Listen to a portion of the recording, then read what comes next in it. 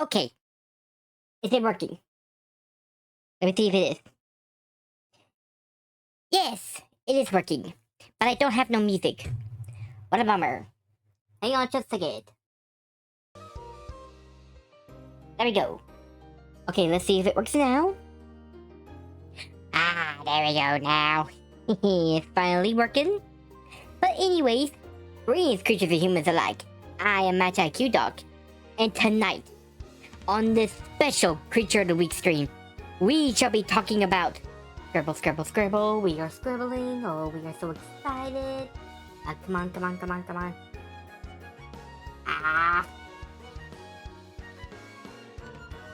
Here we go.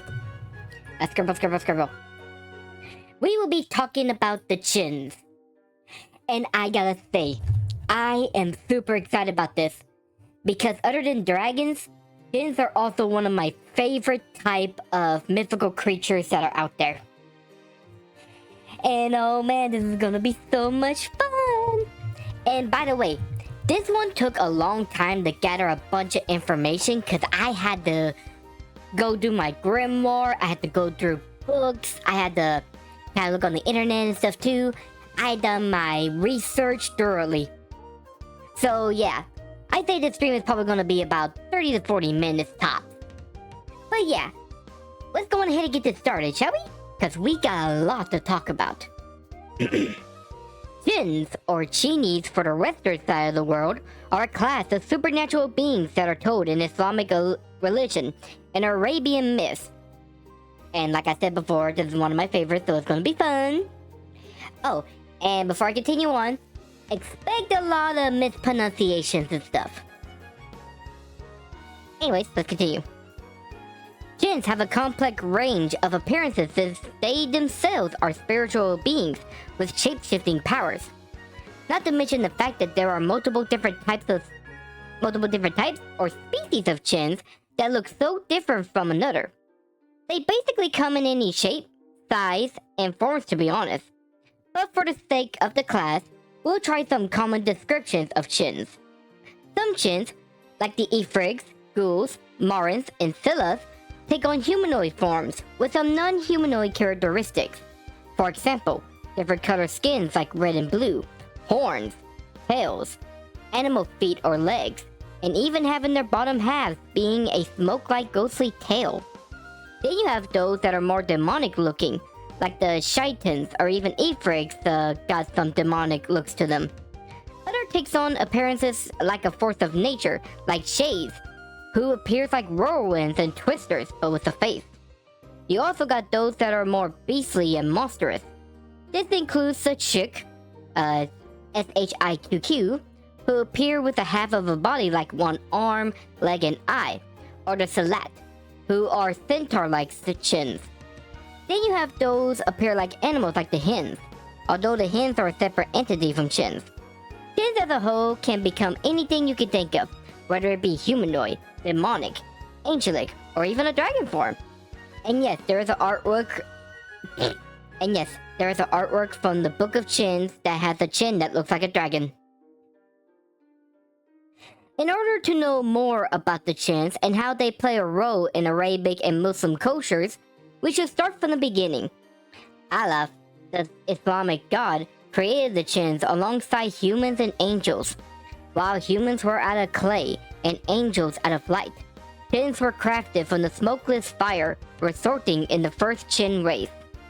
And like humans, Djinns were given free will, so they could have their own freedom of choice and morality. Djinns actually existed before mankind and were once the main rulers of the world after a fierce battle with the Hinns and the Bins. However, like humans, they started to disobey Allah's rules and started to commit sins like murder. As such, Allah punished them, and those that survived either went to abandoned areas on Earth or moved to a parallel world that is known as the world of Jinns. Or as it's also called, which I realize I didn't mention on here correctly. Give me a second. Al-Ghaib. At least I think that's how I pronounce it right. Y'all go in the descriptions in order to learn all this stuff, okay? Now then, getting back to where I was. Here we are.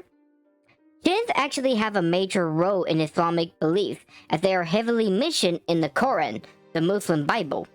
In it, they speak of how jinns have free will like humans, how they have their own societies, cultures, and beliefs that are similar, yet not like that of humans. It talked about how relationships with humans can be, whether it's good, bad, or neutral. How jinns can be believers and non-believers of Allah, or others if they choose so. How there are other kinds of jinns, and what they each can do. And it tells stories of some famous jinns, like one that interacts with Solomon. Jinns are also told to be similar to humans in a certain degree. Like humans, they have their own societies and cultures that mirror that of humans, which also includes marriage, celebrations, and even funerals, for jinns are mortal and can die despite being spiritual beings. But they are still supernatural beings with magical powers and are known to interact and shape human lives, whether it be for good intentions or not. Plus, depending on the type of jinn, each one may do unique and strange things compared to what humans would do. Jinns, especially the Marid, are known to be sealed in lamps or other objects, which can be used as servants to grant wishes to humans. So yeah, jinns, despite being supernatural beings, they aren't so different from you humans. As you just heard, jinns as a whole are a class of supernatural beings, and this class has different types of jinns, which each have in their own unique forms, powers, and even social standing and classes that ranges from the lower weak jinns to the higher, more powerful jinns. Whew. Sorry, those jalapenos I ate earlier at a Mexican restaurant are starting to come back on me. Anyways, here are some of the jinns commonly and uncommonly known. First is the Chase.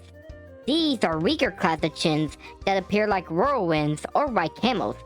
They reside in the middle of the desert as they either help travelers they like or deem righteous by sending them to oases and protect them from armies, or hide oases and bring forth storms to those they despise. Ghouls are also their natural enemies. Second is the Trick, or Trick. Shiqq. Yep. Anyways, they are monstrous jinns with half bodies like one arm, leg, and eye. They can breed with humans to make the hybrids Nasnas. Then it's the Qareen, although it's also a person's soul other than a Jinn. The Qareen is a spiritual double that lives within a human or in the parallel world. They can either coexist peacefully as a good Jinn that pushes them to do good deeds, or tempt their doubles to sin like a demon. Fourth is the Palis. They are vampiric jinns that drain blood by licking their feet. So yeah, they're a foot fetish jinn. Anyways, fifth are the ghouls. And no, I ain't talking about the undeads you heard from D&D. Ghouls are a type of earth jinns that roam graveyards and ruins as they either eat corpses of people or attack them at night. They are also the enemies of chains. Sixth is the Sila. They are the centaur jinns that are master shapeshifters and are the smartest of all the jinns. Seventh is the Sila. They are animal hybrid female jinns that are master magicians and shapeshifters, using their powers to seduce and kill travelers. Eighth is the Shaitan. They are the most evil of jinns and rebel against Allah with their leader Iblis. Ninth are the Ifrit. They are the fire jinns of high class and are very powerful jinns known for their strength and intelligence. They are also darker known jinns, but not always the case. And the 10th is the Marid. They are the water-based jinns, the highest class of jinns and the most powerful jinns ever. They are the ones that are also related to wish granting too. There are other jinns that I haven't spoke of yet, like the Malak. It's the Malak, the holy servant jinns, the Devalpa, the old man jinns that ride on people's shoulders, or the Qtrub, who are werewolf-like. There are also many types that we don't have time to cover them all, so yeah, I will look them up. When it comes to supernatural powers and abilities, jinns as a whole have so many unique types of magic and powers or sharing same abilities. For all jinns that share the same power, it's that they have invisibility. Djinns are known to be hidden from humans by being invisible. Another is shapeshifting, as many Djinns can shapeshift, but whether they are masters or noobs depend on the class. Then they have flight, as many Djinns can use magic or wings to fly around. They are also spiritual beings, so having spiritual powers is a common too. They can also cast magic and make illusions too, and also do some teleportation here and there as well. As for powers relating to certain Djinns, here are a few examples. Djinns can become whirlwinds and have control over the winds and weather. Ghouls are natural predators that use trickery to get the prey, or digging and sensing abilities to find corpses. Ifrits are infernal beings with mastery over fire and have incredible strength. Maras are capable of controlling water, and they're the most famous Djinns for wish granting. Silas are the smartest of all and have vast knowledge and skills. And Silas are capable magicians, casting spells and tricking people with their shapeshifting. But as powerful as all Djinns are, they too have weaknesses like any other creatures. One of their weaknesses is iron. Like any other supernatural beings, Djinns are afraid of iron and can be repelled by it. Wolves are also said to be animals that Djinns are scared of too. This is due to the wolves. What the heck's a wolves? Anyways, this is due to the wolves' untamed nature of the time and are vicious animals even to them. People can also protect themselves by wearing amulets with God's name engraved on it. Those amulets will protect the person from a Djinn's influence or magical powers. And speaking of Allah, some Djinns like Ghouls and Satans are beings against God, and using prayers can repel and protect yourself. There are also the fact that some Djinns like Maras are prideful beings and will often prove themselves to humans. This can be used against them and trick them into being captured. These captures would often be by magicians or using magical items that will keep the Djinn in place. Then again, some Djinns do often seal themselves in items like lamps without any human interaction. This reasoning is totally based on the Djinn itself. Djinns were once the original inhabitants of the earth in the Middle Eastern myths and religions. But they faced the wrath of Allah after committing sins and rebelling against them. Well, them. I am so sorry. Against him. Please don't cancel me over that. It was a simple mistake. Anyways, as just, many of the survivors seem to have found their own world. One that is a parallel of our own world. This world is known as the World of Djinns, or Al-Ghaib. Alghaib. Anyways, this world has a meaning of the unseen or the hidden, which is due to the nature of the Djinns being invisible. While there isn't a detailed description of what the Djinn world is like, one can assume what this world is. The world is considered a parallel of ours, but also distinct. This could mean that while the world is similar to ours, it might have some differences that make it alien to us. For example, maybe a different color sky, maybe some plants being strange looking, maybe animals and beasts being magical, whether they are Djinns or other mythical creatures like Sandwalkers. And for those that don't know, Sandwalkers are like giant scorpions that eat camels. Yeah, the Middle East got some crazy creatures. Anyways, as for the world of Djinns, there could also be magical phenomena related to Arabic beliefs, like enchanted deserts or waters being controlled. Unfortunately, not much is known, except this world intertwines with the middle world, which happens to be our world. So yeah, consider what you could. Humans and Djinns in Islamic beliefs are very intertwined and complex. Djinns and humans throughout history have been connected to the point that many people today still believe in the Djinns, and those going to seek them out as shown in some YouTube videos. To start off, Djinns can view humans as either friends that they wish to be around and coexist with. Get it the pun? Which? Inferior beings that they wish to toy with and cause mischief. Again, which? Or nemesis they wish to sow malice and torture to. I love the wish puns. But anyways, back to business. Djinns, like humans, can be good or evil due to their free will, and humans and Djinns are similar to ones would believe. For Djinns that are good and friendly, they may appear to those they trust and want to be friends with them.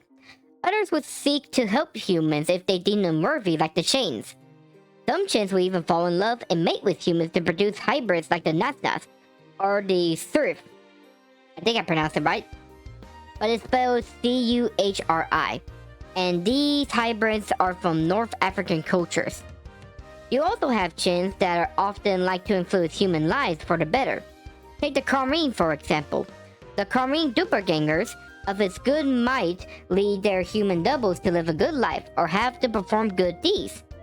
A lot of times though, Djinns seem to be indifferent to humans and will often stay invisible and away from them, or like to cause mischief to people. Oh my goodness, I thought doing this before the JJK streams would help, but it does not whatsoever. I'm just tongue twisted. Anyways, where was I? Oh yeah. Some Djinns like the Marid and Ifrit might see them as annoying pests, and if disturbed will get angry at humans, which might result in violence. That's why people would say a tistur before doing an act that might upset the Djinns, like sprinkling hot water on an area, or children running amok.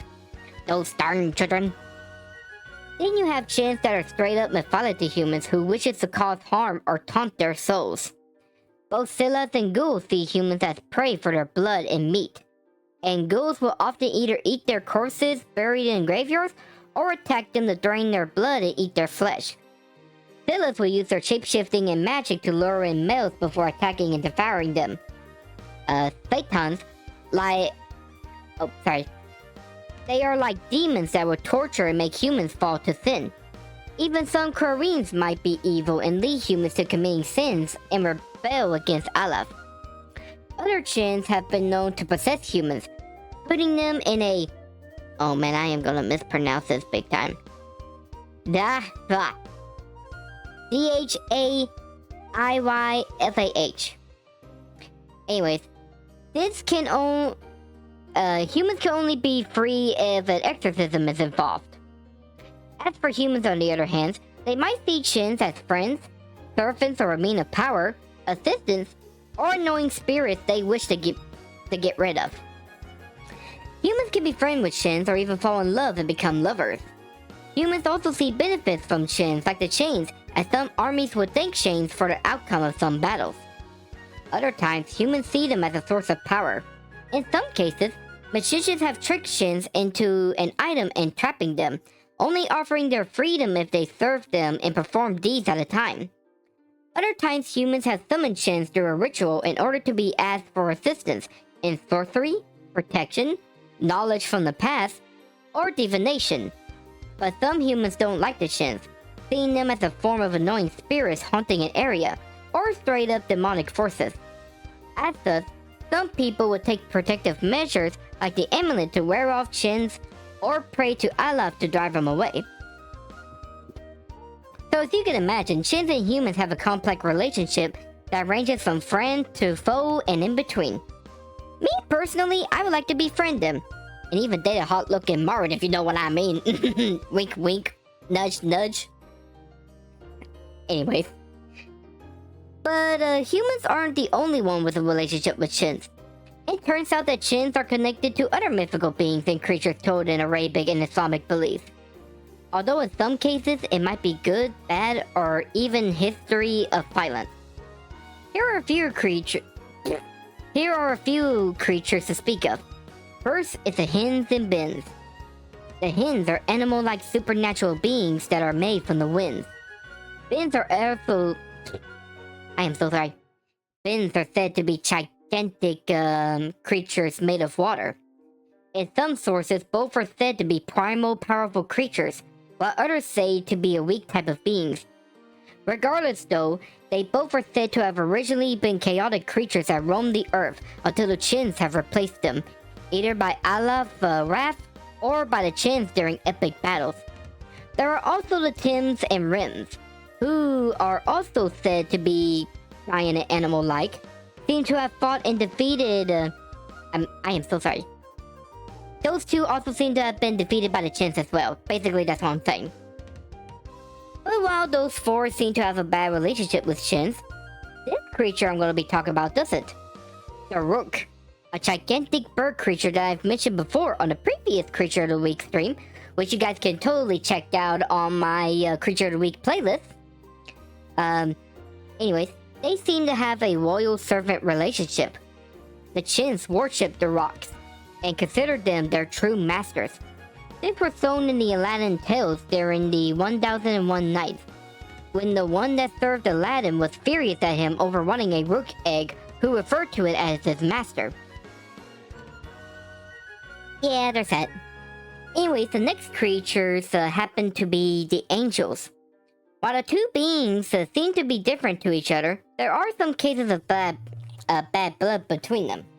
This is due to some Djinns having fought against angels during conflicts. This stems from the darker Djinns like Satans, who tried to manipulate human hearts and minds, and the angels stopping them. So yeah, angels don't often get along with Djinns all that much. And this basically shows that Djinns don't get along with others all that much as well, except for the rooks. As well documented and as believed they are, Djinns too have fallen into the victim of misconception and false narrative. This is mainly due to the Western side of the world, like those like Hollywood, D&D, and TV series that made up false info of Djinns in order to push the media and money. Here are some of the most fabricated and false things told of in modern media and belief.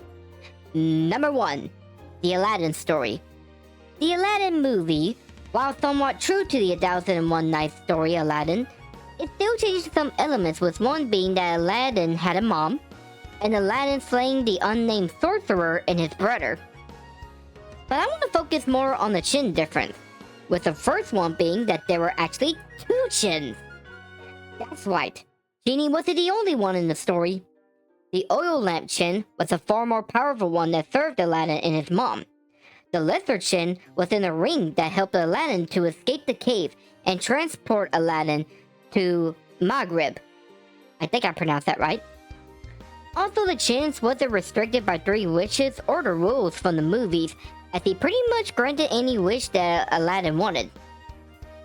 And finally, there was a moment when a Djinn wanted to kill Aladdin when he wanted the rook egg. Now for number 2, which are ghouls aren't undeads. In modern tellings, the ghouls is considered a type of undead that eats corpses, hang around graveyards, and are monstrous. While some of that description is true, the Djinn part of the ghouls seem to be removed and replaced as ghouls being a type of undead monster, which is totally made up by Western influences like Lovecraft's the Hickman's model and D&D. So yeah, it kinda annoys me about that. Anyways, number 3 are their wishes. As I mentioned before in the Aladdin story, there's a misconception of the Djinns only granting 3 wishes before being resealed or free. But a number of wishes isn't really told in the Arabic stories. And the Marid Djinns, who are the only ones that can grant wishes by the way, can grant as many wishes as they can to the one that controls them. And finally, number 4 is that Djinns are described as a type of demon or malevolent spirit. Yep. This one really annoys me.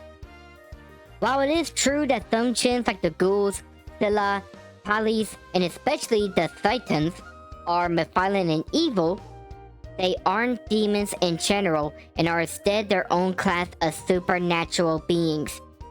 This is mainly cause of paranormal shows or channels like Paranormal Caught on Camera or Haunted that speak of Djinns as a type of demon, which is completely false. It's actually infuriating to see so-called professionals talking about Djinns like demons when Djinns are their own kinds of beings that can be either good or evil.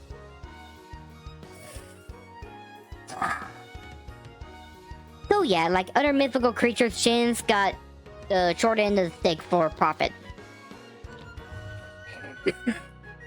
Sorry about that. It just infuriates me. Anyways, tales of Djinns have been spoken in the past era of Arabic and Islamic history. Djinns are even spoken of in other cultures as well, like over to the east. Because of this, some famous and well-known individual Djinns have been told in stories and tales. And here are some of the most famous or infamous Djinns of all time. First are the two Djinns that serve Aladdin in the story Aladdin from the 1001 Nights. Then you have Abu al-Jinn, or Jinn al-Jinn, who was considered the first king of Djinns. Raja Jinn Peri was a Malaysian king and god of both Djinns and Peri, a type of humanoid winged fairies, which are often spoken of in Persian mythology now that I think about it. Anyways, then you have the 7 Jinn kings, or Muluk Ardiya. The 7 Jinn kings. Anyways, they are 7 powerful Djinns that rule their clans and represent days and planets. But these Djinns aren't good, as 4 are in league with Iblis. Speaking of which, Iblis is a powerful sentient leader who is considered the Islamic version of Satan. So yeah, very bad one indeed. You also got others like Dulhath, a sentient that rides on ostriches, well, an ostrich that devours people. Qandisa, a Jinn-like female creature with hooved feet that kills men. And the Zodiac Djinns, a group of 12 Djinns that represents the zodiac from medieval Muslim astronomy. There are others, but these are the ones I want to mention. Whew, we are almost there, guys. Like dragons, mermaids, and other popular mythical creatures, Djinns have risen in the spotlight to popularity as one of the most famous type of creatures. They continue to exist in not only media and pop cultures, but also in paranormal sightings and hauntings documented on platforms like YouTube. And other actual categories too, not just YouTube. Anyways, in movies you have the iconic Genie from Disney's Aladdin movie, played by Robin Williams. Bless his soul. Let's see. There's also the 3,000 Years of Longing, that have a male Djinn convincing a scholar to have her wishes made so he can be free. The horror movie Djinn have a mute boy that is haunted by a dark Djinn after having his wish granted. There's also the 1990s 1001 Nights that got a Djinn that takes oh, I am gonna butcher this big time. Jitsi Hera Thadi. Anyways, the Djinn took her away to the modern to the modern era to escape death. For TV series, the Arabic series Djinn follows a teenage group that must stop a Djinn from destroying the world. There's the 60s to 70s sitcom series called I Dream of Genie that features Genie, a female Djinn that serves and eventually marries the astronaut Larry. Anyways, Djinns are a rare race of supernatural beings that cause hallucinations in the series Supernatural. In cartoons, you have Genie from the Aladdin series, who was also played by Robin Williams, bless his soul again. In the same Aladdin series, there is also a female Genie called Eden that is the love interest of Genie. Norm the Genie became a recurring enemy of Timmy and his fairies in Fairy Odd Parents. Desiree is a hot,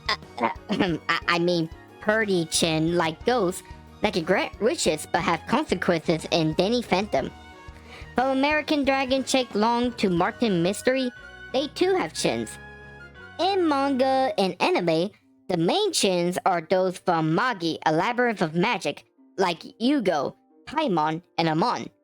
They are magical beings made from the rook that reside in dungeons until conquered and served in metal vessels by those destined to be kings, and can serve the Magis too.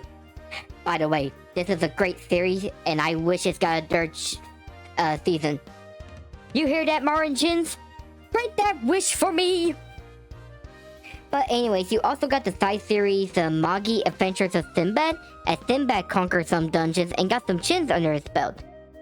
There's also Djinn from Gerudo, Senya of Buchigiri. Why did I misspell that? Anyways, Haya from Chilling in Another World with level 2 super cheat powers. And even surprisingly, Genie of Aladdin in the Kingdom Hearts manga. In video games, you obviously got Genie of Aladdin in the Kingdom Hearts games as an ally of yours.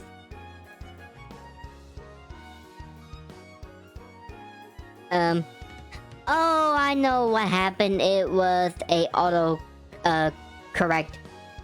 Stupid autocorrect. Anyways, the same genie also appears in some Aladdin video games that Disney pumps out. Yeah, I finally correct that. Anyways, Barbie's Magic Genie Adventures got Barbie as a genie. The horror multiplayer of Phasmophobia's got Djinns as one of the type of ghosts that can be encountered, and you can hunt down or be hunted yourself. Then you have Shantae, the half-Djinn that protects her hometown from evil pirates or mythical beings. In books, there is The Golem and the Genie by Helen Rector that explores a unique relationship with a golem and a Djinn. By the way, I should have talked about that in my Golem Creature of the Week. Oh well, it's mentioned here. Let's see. You also got Esthe, the Chakraborys, the City of Brass, that shows a city of life run by Djinns with their own culture and politics. The book A Master of Djinns by P. Darley Clark retells a steampunk Cairo in the 20th century where Djinns and magic exist. And there is Children of the Lamp by P.P. Kerr that focuses on twin children, John and Philippa, who discovered they are Djinns. Even music's got inspiration about these beings, as there is a mystical Arabian ambient music genre called Djinns. There are some festivals that feature Djinns along with other beings, like Black Star Film Festivals with films that feature Djinns, in the World of Djinns, exploring black magic, evil eye, and magicians. That is a seminar event that talked about supernatural dark forces and even share encounters with Djinns.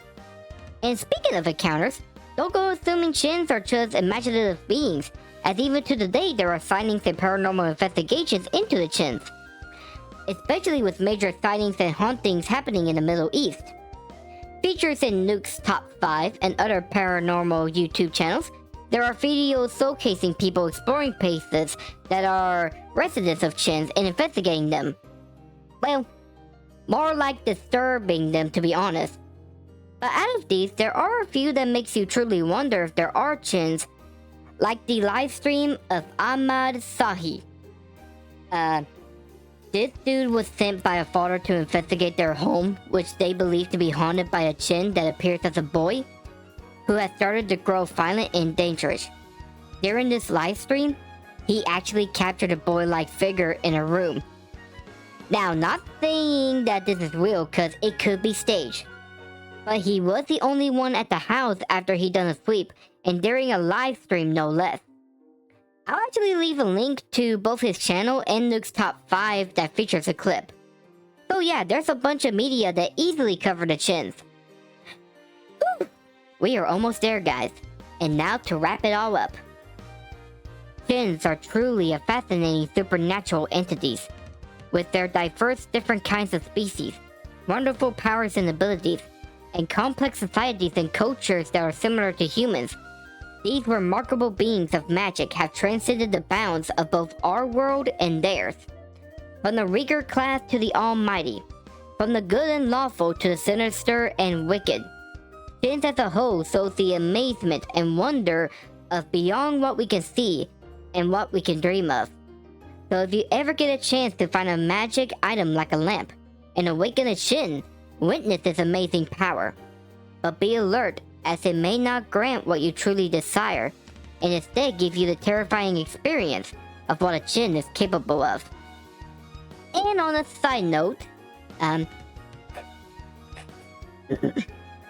Lady Morans, that are good, of course. If you happen to be watching this and want to have a good time with this supernatural entity, just come give me a call, okay?